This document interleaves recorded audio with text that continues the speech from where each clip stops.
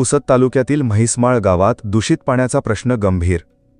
संतप्त ग्रामस्थांचे बीडीओ कार्यालयावर धडक आंदोलन. यवतमाळ जिल्ह्यातील पुसद तालुक्यातील म्हैसमाळ गावामध्ये पिण्याच्या पाण्याचा प्रश्न दिवसेंदिवस अधिकच गंभीर होत चालला असून ग्रामस्थांच्या सहनशीलतेचा अखेर बांध फुटला आहे.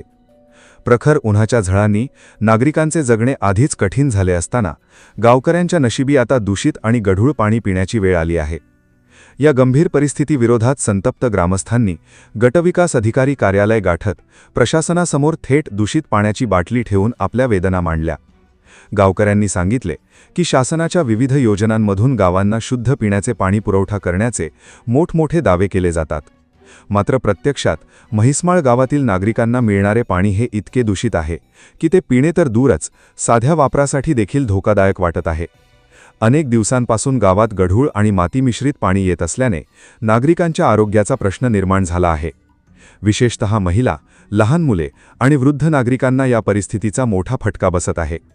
गावातील महिलांना पाण्यासाठी अक्षरशः वणवण भटकावे लागत असून अनेक किलोमीटर अंतरावरून पाणी आणण्याची वेळ त्यांच्यावर आली आहे.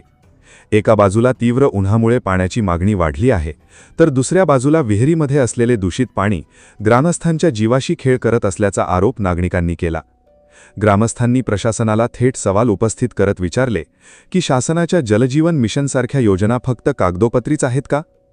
गावकऱ्यांच्या आरोग्याशी खेळ करून अधिकारी आणि संबंधित कर्मचारी नेमके कोणाची जबाबदारी पार पाडत आहेत?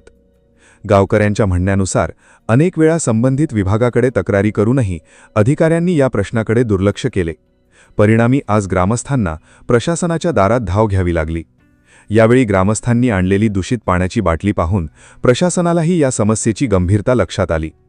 सहाय्यक गटविकास अधिकारी संजय राठोड यांनी ग्रामस्थांचे निवेदन स्वीकारले आणि या प्रकरणाची तात्काळ दखल घेत संबंधित विभागाला सूचना देण्यात येतील, तसेच पाणीपुरवठा व्यवस्थेची चौकशी करून लवकरात लवकर योग्य उपाययोजना केल्या जातील असे आश्वासन दिले.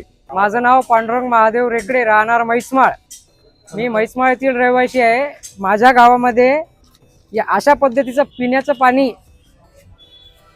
उपलब्ध आहे. हे जनावरही पिऊ शकत नाही या पद्धतीचं पाणी आहे. हे पाणी मी आज आपले माननीय राज्यमंत्री इंद्रनील भाऊ नाईक व इतर शासकीय कर्मचारी यांच्याकरिता आणलेलं आहे.